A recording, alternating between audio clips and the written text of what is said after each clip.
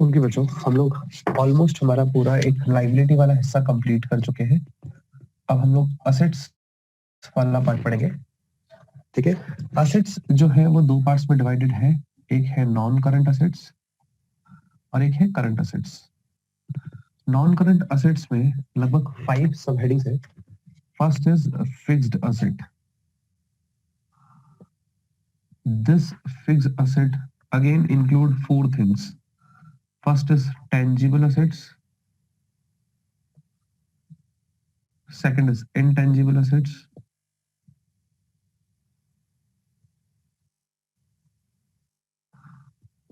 third is capital assets under development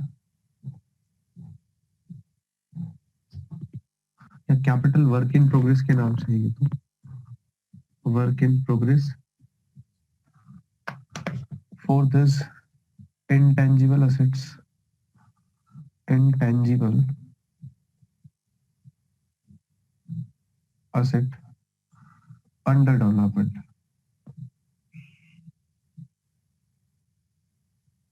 ठीक है, ये चार आप लोगों को देखने को मिलेंगे फिक्स असेट वाले हेडिंग के अंदर। This is a, B is non current investment,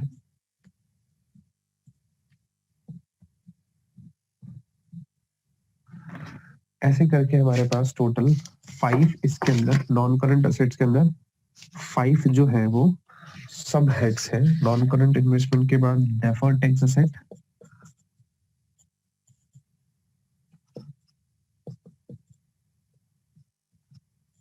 D is long term loan in advance,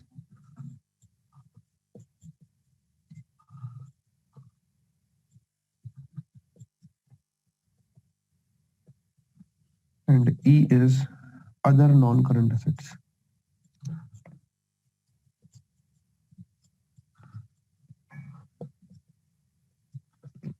मुझे एक बार लास्ट बता दो कि कितने नोट्स नंबर हम लोग कर चुके हैं।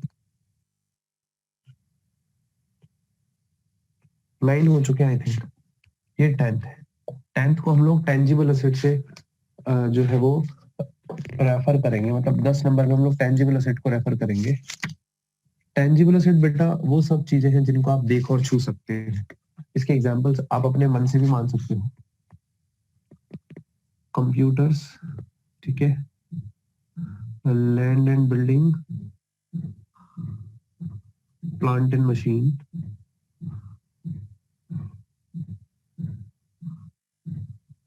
ऐसे बहुत सारे एग्जांपल्स हो सकते हैं इसमें ना।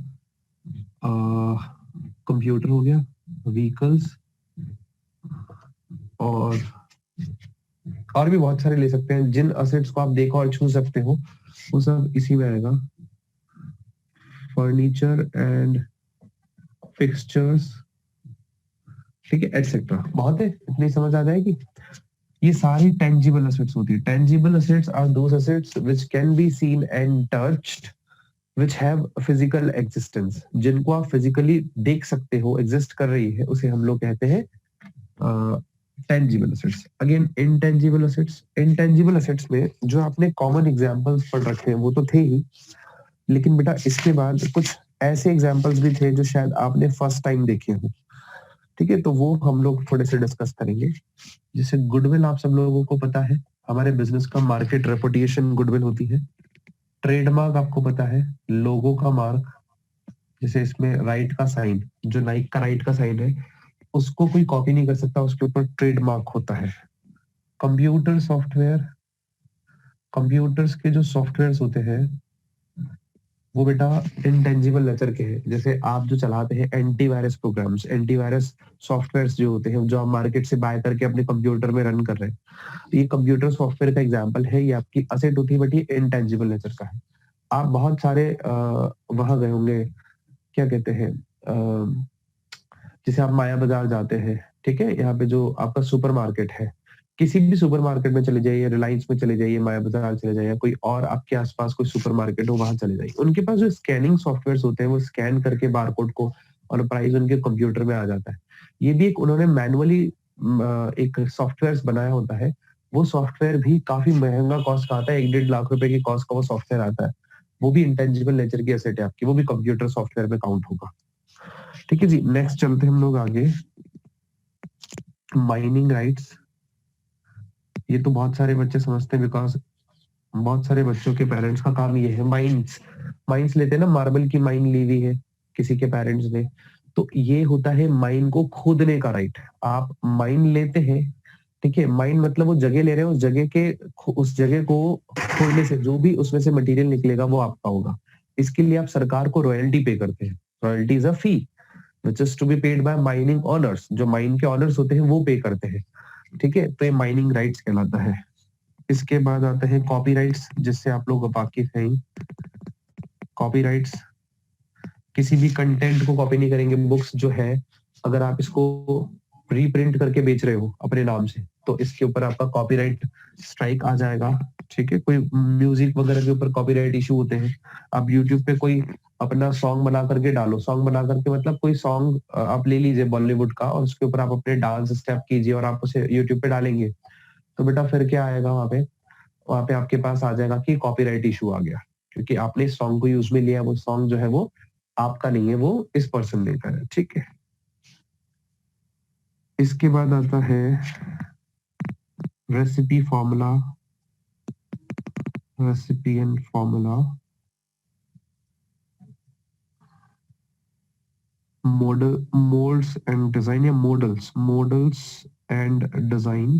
जो आपने कोई मॉडल दिया है किसी को, कार की डिजाइन वगैरह बनाई है, तो इसके लिए भी आप राइट्स लेते हैं। ये भी इंटेंजिबल नेचर का है। लाइसेंस और फ्रेंचाइजी, लाइसेंसेस एंड फ्रेंचाइजी, ठीक है। लाइसेंस और फ्रेंचाइजी का नाम आपने सुना होगा कि मैकडी अगर आप लेते हैं तो आपको मैकडी का क्या लेना पड़ता है, फ्रेंचाइजी लेना पड़ता है। तो ये फ्रेंचाइजीज और लाइसेंसिंग भी एक इंटेंजिबल आपका असेट ही काउंट होता है। एक था पब्लिशिंग टाइटल वाला, पब्लिशिंग टाइटल, इसका भी एग्जांपल मैंने आपको उस दिन दिया था। जैसे आप कोई भी बुक पब्लिश करते हैं, तो उस बुक के पब्लिशर का राइट है कि वो यहाँ पे क्या करेगा, अपना टाइटल, यानी ये सुल्तान चंद की बुक पब्लिश्ड है, ये पब्लिशिंग टाइटल्स इसने ले रखे कि भाई जिन जिन बुक्स को मैंने प्रिंट किया है उसके ऊपर मैं इस पे ये यूज कर सकता हूँ। तो ये सारे के सारे जो है वो हमारे पास आ जाते हैं इंटेंजिबल एसेट्स। एक बार फटाफट से सब बच्चे एसेट्स ले लें।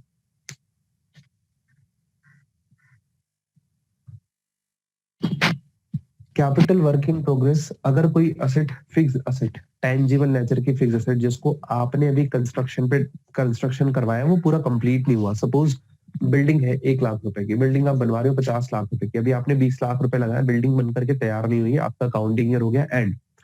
तो तब तक आप, जब तक वो बिल्डिंग बन करके तैयार नहीं होती, आप उसे कैपिटल वर्क इन प्रोग्रेस पर रखोगे। कैपिटल बोलो, जैसे अगर बिल्डिंग है तो building work in progress, plant है तो प्लांट वर्क इन प्रोग्रेस, ऐसे उसका नाम आ जाएगा। इंटेंजिबल असेट अंडर डेवलपमेंट, अगर कोई इंटेंजिबल असेट, जैसे आप पेटेंट राइट्स लेने के लिए जा रहे हैं, तो पेटेंट राइट्स अभी आपने लिए नहीं है, बट आपने उसकी प्रोसेस स्टार्ट कर दी, उसमें आपके 20, 30, 50 हजार रुपए लग चुके हैं, तो वो 50 हजार रुपए आप कहाँ शो करोगे, वो कहलाएगा इंटेंजिबल असेट अंडर डेवलपमेंट वाली हेडिंग, सब हेडिंग में। ठीक है, ये वाली चीज, ये नॉन करंट असेट का फिक्स असेट वाला पार्ट जो है वो हमारा कंप्लीट होता है। यहाँ तक सब बच्चे कंफर्टेबल है ना? मैं इसको हटाऊंगा, अब मैं आऊंगा बेटा नॉन करंट इन्वेस्टमेंट पे। नॉन करंट इन्वेस्टमेंट्स क्या होते हैं? ऐसे इन्वेस्टमेंट जो आपने किए हैं जिनको आप 12 महीने से ज्यादा के लिए रखोगे, वो नॉन करंट इन्वेस्टमेंट कहलाएंगे। जैसे आप कहाँ कहाँ पे पैसा इन्वेस्ट कर सकते हैं? 12 महीने से ज्यादा पैसा कहाँ कहाँ होता है? इन्वेस्टमेंट इन प्रॉपर्टी, प्रॉपर्टी में पैसा आपने इन्वेस्ट कर दिया 12 महीने से ज्यादा के लिए। Investment in equity share, investment in equity या प्रेफरेंस शेयर्स या डिवेंचर्स, बॉन्ड्स।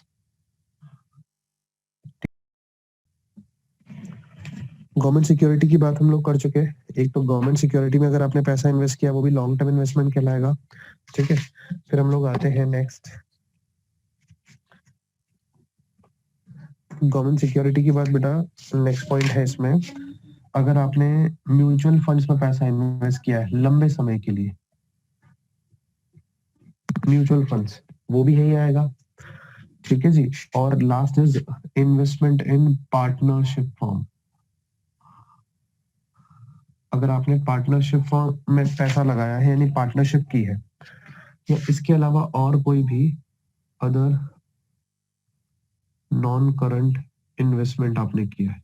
जनरली इन्वेस्टमेंट इन्हीं चीजों में होता है, प्रॉपर्टी में होता है, equity share, preference shares, debenture, bonds, government securities, mutual funds, partnership forms. इन सब के नाम आपने एक एक बार सुन रखे हैं। म्यूचुअल फंड्स जनरली और कुछ नहीं होता है बेटा।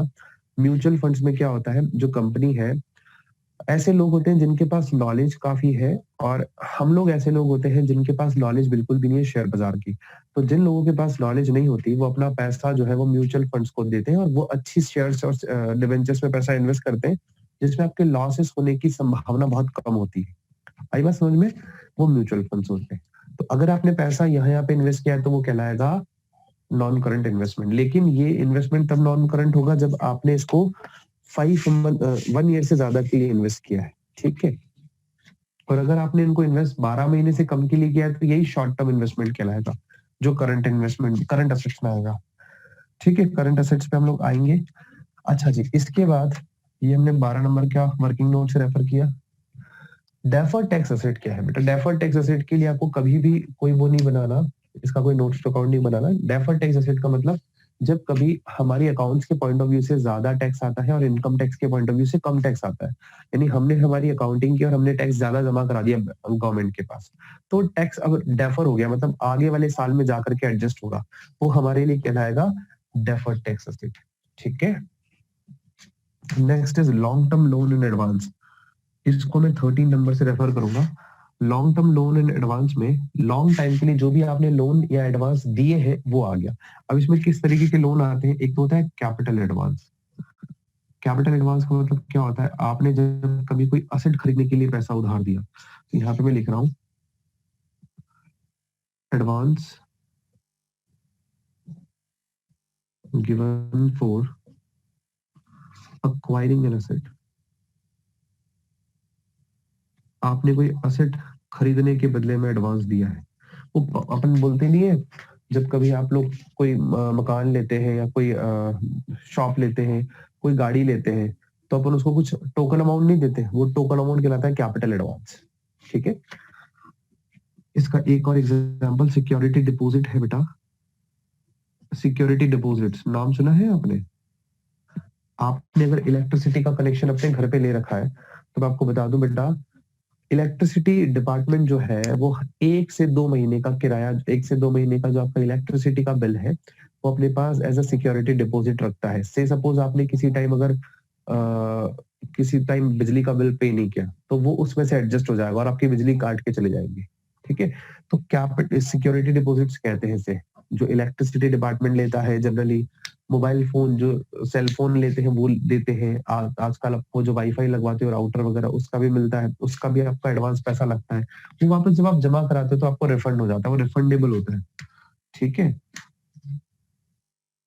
इसकी एग्जांपल लिख देना भले, सिक्योरिटी डिपॉजिट बाय इलेक्ट्रिसिटी और इलेक्ट्रिसिटी और टेलीफोन। इलेक्ट्रिसिटी के लिए बेस्ट एग्जांपल है इसका, और टेलीफोन में भी लगती है। टेलीफोन मतलब आप जो सिम चला रहे हो उस पे नहीं, टेलीफोन पे। ठीक है, नेक्स्ट इज कैपिटल एडवांस और सिक्योरिटी डिपॉजिट के बाद एक और इसका एग्जांपल है अदर लोन एंड एडवांस। अगर हमने किसी और व्यक्ति को कोई लोन और एडवांस दिया है, जिसमें आप अदर लोन और एडवांस उसे कहते हैं जिसमें आपने किसी व्यक्ति को लोन या एडवांस दिया है जिसका पेमेंट वो 12 महीने के बाद करेगा आपको।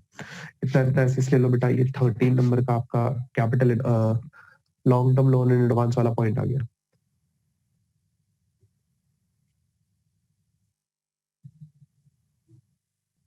चलिए नेक्स्ट पॉइंट पे चलते हैं, other non current assets.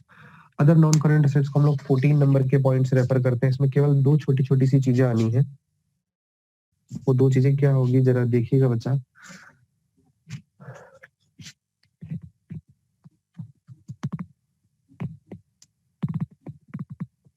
14 number पे ट्रेड रिसीवेबल। अब ये ट्रेड रिसीवेबल क्यों? ये 14 नंबर से हम लोग इसको रेफर कर चुके हैं अदर नॉन करंट असेट्स को। इसमें आएगा एक तो ट्रेड रिसीवेबल। ट्रेड रिसीवेबल किसका? फॉर सेलिंग असेट, कोई हमने असेट बेची, उस असेट को अगर हमने क्रेडिट पे बेचा ना बेटा, तो वो क्रेडिट वाला जो अमाउंट जो हमें मिला नहीं है अभी, वो यहाँ पे शो होगा ट्रेड रिसीवेबल में, अदर नॉन करंट असेट में, बिकॉज इसका पेमेंट हमें 12 महीने के बाद मिलेगा। ठीक है, एक तो ये हो गया, और इसके अलावा कोई अदर में अपन ने कोई एग्जांपल नहीं लेने हैं ऐसे।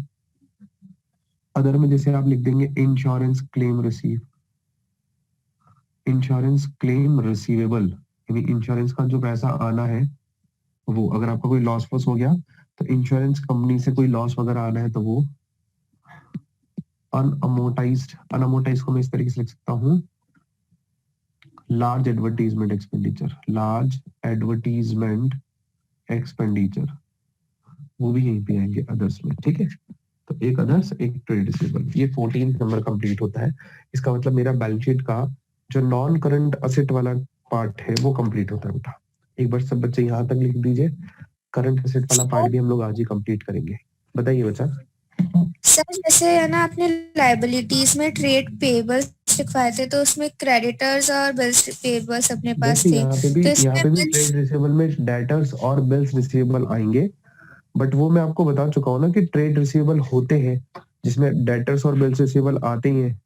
ठीक है, बच्चे कंफ्यूज ना हो इसलिए, क्योंकि वो करंट असेट में भी आएगा अभी, तो बच्चे कंफ्यूज जाएंगे, सर वो करंट असेट्स में भी है, नॉन करंट असेट्स में भी है, ऐसा क्या?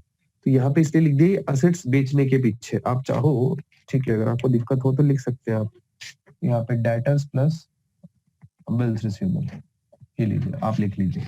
ठीक है, this trade receivable include debtors plus bills receivable, यही पूछना चाह रहे थे ना बेटा आप? Yes sir. ओके, एक बार एसएस ले लीजिए, इतना खत्म हो जाता है तो हम लोग आगे आते हैं करंट असेट वाले पार्ट पे। हटा देते बेटा इसको। अब आ जाइए आप करंट असेट, जो इसका सेकंड और लास्ट पार्ट है बैलेंस शीट का, इसके साथ बैलेंस शीट आपकी खत्म हो जाएगी। 14 नंबर के नोट्स हमारे हो चुके हैं। Second is current assets. Assets side में दो मेन हेडिंग्स है, असेट, नॉन करंट असेट और करंट असेट्स। अब करंट असेट्स में बेटा 5 तरीके की अगेन चीजें हैं, इसके नीचे 4 तरीके की हैं, 4 सब हेडिंग्स है इसके अंदर, 4 नहीं है 6 ही है बेटा। देखिएगा, करंट इन्वेस्टमेंट एक तो,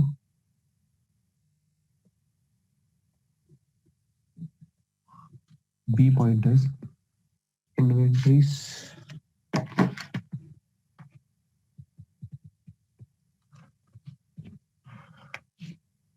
करंट इन्वेस्टमेंट, फिर है इन्वेंटरीज, फिर है बेटा आपका ट्रेड रिसीवेबल, यहाँ आ गया ट्रेड रिसीवेबल। यहाँ पे जो ट्रेड रिसीवेबल आएगा जिनसे हमने गुड्स और सर्विसेज हमने जैसे सेल किया ना, उसके लिए आया है, और भी डिस्कस करेंगे। कैश एंड कैश इक्विवेलेंट, ठीक है, इक्विवेलेंट पूरा लिख देते हैं। E pointers, short term loan and advance,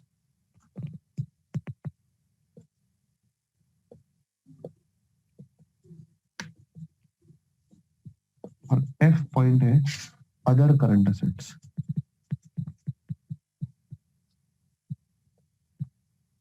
बेटा देखिए, हम लोग यहाँ पे आते हैं करंट इन्वेस्टमेंट को 15 नंबर के नोट से रेफर करते हैं। करंट इन्वेस्टमेंट क्या है? वही सारे इन्वेस्टमेंट्स जो हमने देखे थे ना अभी, वो सारे के सारे इन्वेस्टमेंट्स, अगर आपने ये पैसा इन्वेस्ट किया है लेस देन 12 मंथ, लिख देता हूँ, if investment is made less than 12 month, ये लेस देन का साइन है, चलो मैं लिख देता हूँ, लेस देन 12 मंथ, मतलब आप इन इन्वेस्टमेंट्स को बेच करके फ्री हो जाएंगे 1 साल के अंदर अंदर। ठीक है, इसके एग्जांपल्स वही इन्वेस्टमेंट इन, बेटा मैं प्रॉपर्टी वर्ड नहीं लिखूंगा जस्ट बिकॉज प्रॉपर्टी 1 साल के लिए कोई पैसा इन्वेस्ट नहीं होता। Investment in equity share, preference shares, debentures, bonds, mutual funds,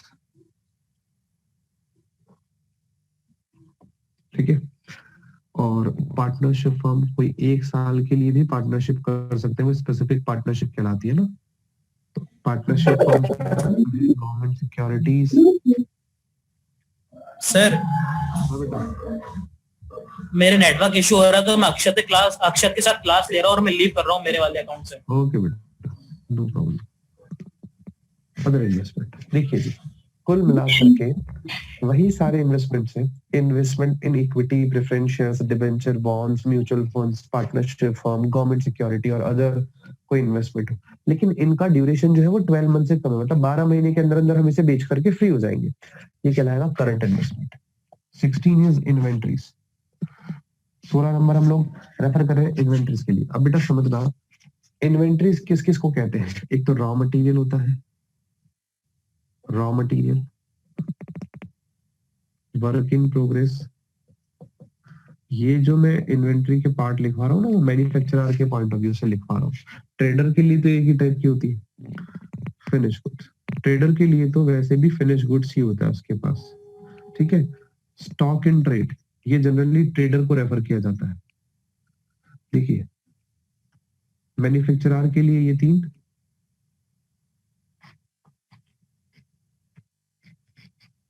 और ट्रेडर के लिए ये, जो ट्रेडर लोग होते हैं बना बनाया गुड्स खरीद करके बेचने का काम करते हैं, उनके लिए स्टॉक इन ट्रेड। फिर है store and spheres,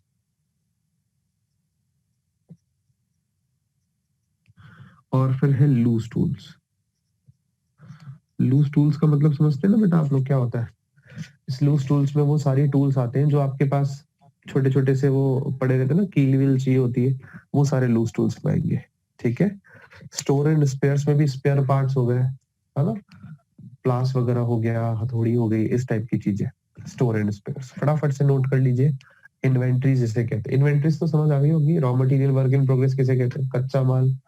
work in progress मतलब आपकी मशीन्स में जो माल चल रहा है, अभी बन करके रेडी नहीं हुआ है, और फिनिश गुड्स मतलब जो बन करके रेडी हो गया। स्टॉक इन ट्रेड, बना बनाया माल जो ट्रेडर यूज करता है फर्दर सेल के लिए। स्टोर स्पेयर्स और लूज टूल्स की बात होगी। जल्दी से बेटा एसएस ले लीजिए, ट्रेड रिसीवेबल पे आ रहे हैं।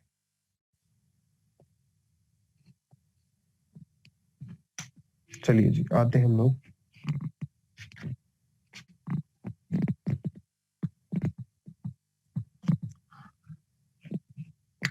17 नंबर का हेडिंग, 17 नंबर का नोट्स टू अकाउंट। इसमें ट्रेड रिसीवेबल में 2 चीजें आएगी बेटा। क्या क्या आएगी? एक तो डेटर्स और बिल्स रिसीवेबल। लेकिन बेटा ये डेटर्स और बिल्स रिसीवेबल जो है वो किसके लिए होगा? सिर्फ जिनको हमने टू होम क्रेडिट सेल और सर्विसेज इज मेड, जिनको हमने क्रेडिट सेल की है सर्विसेज की या गुड्स की, उनके लिए। जिनको हमने असेट बेचा है, जिनसे 12 महीने के बाद पैसा आएगा, वो तो अदर नॉन करेंट असेट्स में, जो इससे पहले हमने पढ़ा था। बस 2 चीजें। कैश और कैश इक्विवेलेंट में क्या आता है बेटा? कैश और कैश इक्विवेलेंट में एक तो cash in hand, cash at bank, cheques, ठीक है।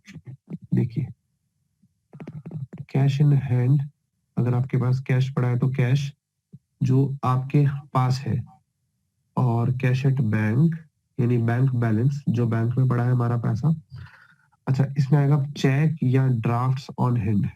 चेक्स और ड्राफ्ट्स ऑन हैंड, हमारे हाथ में जो चेक या ड्राफ्ट पड़े हैं वो भी कैश और cash equivalent. Cash equivalent word का मतलब होता है बेटा कोई भी वो पैसा जो कैश के जैसा है, मतलब आज नहीं तो कल वो कैश में कन्वर्ट हो जाएगा 1 या 2 दिन में। तो चेक जनरली 2 दिन में कन्वर्ट हो जाता है। एक होता है earmark balance, earmark balance with bank. जैसे मैं आपको बताऊं, अनपेड डिविडेंड। मैं आपको एक छोटी सी चीज समझाऊं, जो कंपनीज होती है ना बेटा, कंपनीज अगर उन्होंने मान लीजिए अपना डिविडेंड पे नहीं किया, अनपेड डिविडेंड की बात बताई थी मैंने आपको अदर करंट लायबिलिटी वाले हेडिंग में। बेटा अगर किसी कंपनी ने अपने शेयर होल्डर को डिविडेंड पे नहीं किया किसी भी रीजन से, वो अनपेड डिविडेंड कहलाएगा। वो अनपेड डिविडेंड कंपनी को अपने अकाउंट में जो पड़ा है ना, उसे रखना होगा अकाउंट में, और वो एक एयरमार्क बैलेंस कहलाएगा, यानी इस बैलेंस को कंपनी यूज नहीं कर सकती, ठीक है, ये उस शेयर होल्डर को ही पे होगा जिसका है ये, इसे कहते हैं एयरमार्क बैलेंस। और balance with bank, sir balance, हाँ तो ये तो फिर अपनी लाइबिलिटी ही हुई ना। एक second, held as margin money, एक सेकेंड बेटा, इस पॉइंट को समझाने से पहले मैं ये वाला बता देता हूँ बेटा आपको। ये कह रहे हैं कि लाइबिलिटी हुई ना सर हमारी, बिल्कुल लाइबिलिटी है बेटा, लेकिन अगर ये कोई क्लेम करने नहीं आया, अगर ये कोई क्लेम करने नहीं आया तो बेटा ये हमारी एसेट है, अभी भी एसेट है, जस्ट बिकॉज ये मेरे पास पड़ा है, मेरे बैंक में पड़ा है। जब मुझे चुकाना होगा तो बैंक रिड्यूस होगा और लाइबिलिटी रिड्यूस होगी, बोथ साइड से, दोनों साइड से लाइबिलिटी और एसेट है, दोनों से अमाउंट कम होगा ना, लेकिन कैश तो है ना हमारे पास पड़ा हुआ, वो ये कहलाएगा cash and cash equivalent. Balance held with bank as a margin money, balance with bank held as a margin money, बात एक ही है। अगर आपने शेयर्स वगैरह में ट्रेड करते हो, आप शेयर्स खरीदते हो और बेचने का काम करते हो, तो बेटा हमें क्या होता है कि हमारे मार्जिन मनी रखवानी पड़ती है बैंक में, हमारे डीमेट अकाउंट में। सपोज मेरे को 25,000 के शेयर्स खरीदने, तो बेटा मुझे 25,000 पूरे देने की जरूरत नहीं है, मेरा बैंक मुझे ये देता है कि आप 15,000 जमा करा दो, आप 25,000 का मार्जिन मिल जाएगा आपको। तो 15,000 रुपए की मार्जिन मनी जो मैंने बैंक में रखवा रखी है स्टॉक खरीदने के लिए, वो एक अलग अकाउंट में रिफ्लेक्ट होता है, डीमेट अकाउंट में, वो भी हमारा कैश एंड कैश इक्विवेलेंट ही कहलाता है। ठीक है जी, यहाँ तक समझ आता है सब बच्चों को। और अगर हमारे पास बैंक डिपॉजिट्स पड़ी है, बैंक डिपॉजिट्स जनरली जिसको 12 महीने के अंदर अंदर मैच्योर हो जाएगी, मैच्योर्ड विद इन 12 मंथ, आपकी बुक में आफ्टर 12 मंथ लिखा है, उसको करेक्ट कर लेना। 12 महीने के अंदर अंदर जो बैंक के डिपॉजिट्स हमें मिलने वाली है वो कैश एंड कैश इक्विवेलेंट होता है और करंट असेट्स में आता है। ठीक है जी, एक बार आप इतना इतना नोट कर लीजिए आपके पास। Short term loan in advance को, वैसे short term loan in advance को हम लोग रेफर नहीं कर रहे हैं, जस्ट बिकॉज अगर आपने किसी ऐसे व्यक्ति को लोन दिया जिसका 12 महीने के अंदर अंदर पेमेंट होना है, रिसीवेबल विद इन 12 मंथ, तो वो कहलाएगा बेटा अदर लोन इन एडवांस। और last other current assets 19 number से इसको रेफर करेंगे। एसएस ले लीजिए बच्चा, अदर करंट असेट्स पढ़ करके ये हमारा ऑलमोस्ट पूरा बैलेंस शीट वाला topic complete.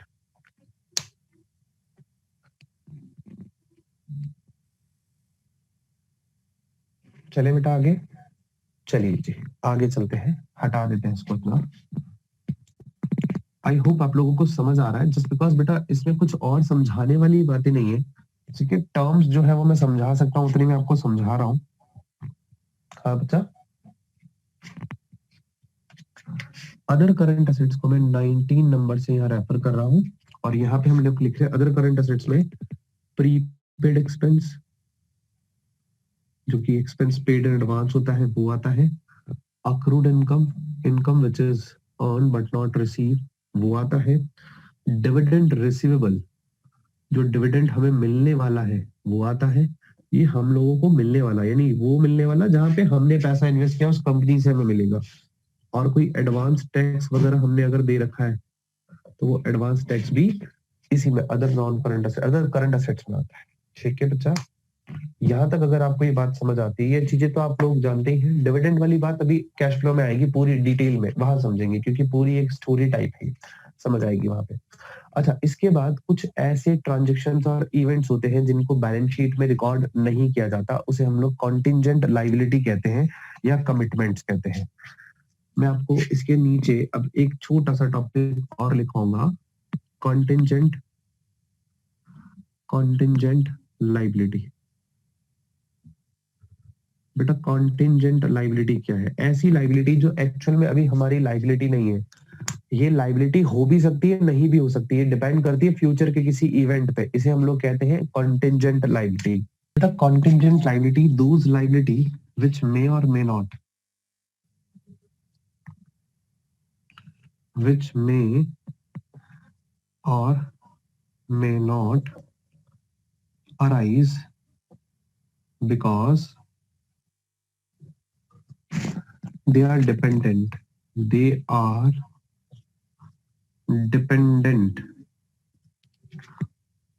on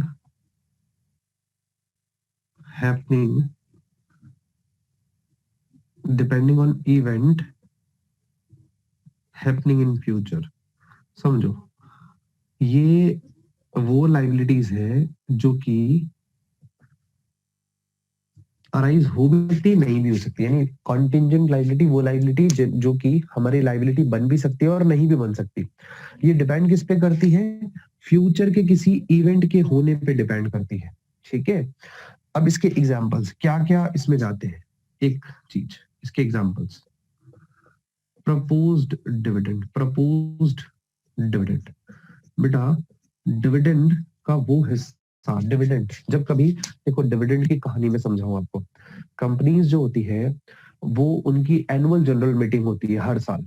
annual general meeting में कंपनी के जो डायरेक्टर्स हैं वो डिविडेंड को प्रपोज करते हैं, प्रपोज बोले तो अनाउंस करते हैं कि हम इतना डिविडेंड देंगे। जब तक डिविडेंड प्रपोज किया गया है तब तक वो कॉन्टिंजेंट लाइबिलिटी है। दिस प्रपोज डिविडेंड जो आज प्रपोज किया गया है इसे एक साल के अंदर चुकाना होता है। But again dividend is depend on profit of the company. अगर प्रॉफिट होगा तभी डिविडेंड दिया जाएगा ना, तो अगर प्रॉफिट ही नहीं होगा तो डिविडेंड कैसे दिया जाएगा? तो प्रपोज डिविडेंड जो है वो डिपेंड करता है कंपनी के प्रॉफिट्स पे, कि प्रॉफिट होंगे तो मिलेगा, नहीं होंगे तो नहीं मिलेगा, दिया जाएगा। आई मीन हमारी पॉइंट ऑफ व्यू से तो दिया जाएगा। तो propose dividend is a contingent liability. ठीक है, इसको आपको जो है वो क्या करना है, रिकॉर्ड नहीं करना, फुटनोट में रिकॉर्ड करना है बैलेंस शीट के नीचे। बोलिए सर एक बार लास्ट वाला वापस समझा दो। क्या समझाया मैंने अभी तक? बेटा सिर्फ इतना ही तो बोला है कि जो कॉन्टिंजेंट लाइबिलिटीज है ये एक्चुअल में हमारी लाइबिलिटी नहीं है। ये लाइबिलिटी हो सकती है जब कोई इवेंट होगा, अगर इवेंट नहीं हुआ तो लाइबिलिटी नहीं बनेगी। एग्जाम्पल मैंने प्रपोज डिविडेंड दिया। कंपनीज के जो हर साल कंपनी का एनुअल जनरल मीटिंग होता है, कंपनी को उस एनुअल जनरल मीटिंग में अपना डिविडेंड प्रपोज करना होता है। वो डिविडेंड जो आज प्रपोज किया गया है वो एक साल के बाद चुकाया जाता है, एक साल के अंदर अंदर चुकाया जाता है। अब क्योंकि प्रपोज आज किया है तो एक साल के अंदर तब पे होगा जब कंपनी को प्रॉफिट होगा। अगर कंपनी को प्रॉफिट नहीं हुआ तो डिविडेंड जो प्रपोज किया हुआ है वो डिविडेंड केवल प्रपोज डिविडेंड रह जाएगा, वो कॉन्टिंजेंट लाइबिलिटी है अभी हमारे लिए। इसे हमें हमारी बैलेंस शीट में रिकॉर्ड नहीं करना। कॉन्टिंजेंट लाइबिलिटीज को बैलेंस शीट में रिकॉर्ड नहीं किया जाता, उन लाइबिलिटीज को बैलेंस शीट के बाद फुटनोट में रिकॉर्ड किया जाता है। तो एक एग्जाम्पल ये है इसका, ऐसे 2-3 एग्जाम्पल्स है। Claim against the company, claim against the company not acknowledged as a debt, not acknowledged,